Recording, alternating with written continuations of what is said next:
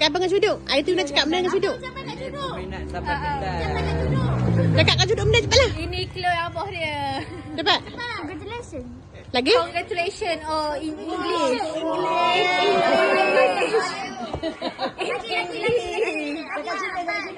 Cakap Cina.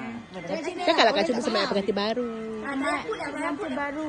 Semoga kekal hingga jannah. Hah? Kekal hingga jannah. Kekal hingga jannah.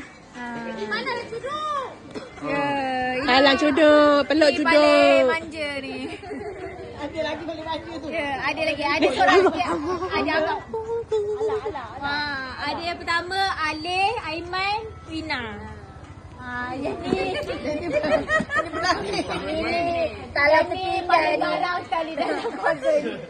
Paling garang lah. Paling garang. Tapi paling boleh diharap jugalah ni. Mana tolong Cuduk kan? Banyak tolong Cuduk. Ambil kunci Cuduk.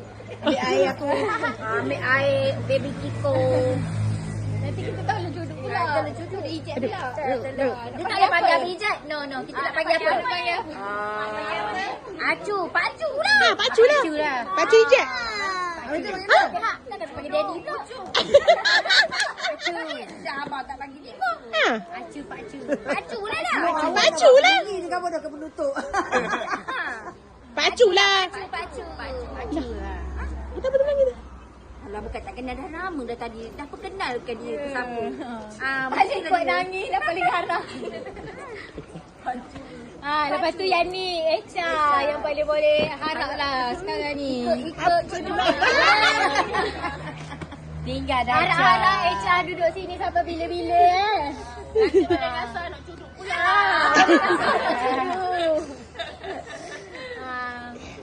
Ijah keluarga kita. Oh, laki tak ada. Habis belaka dah. Laki tak ada. Laki dia main game. Laki dia main game dalam.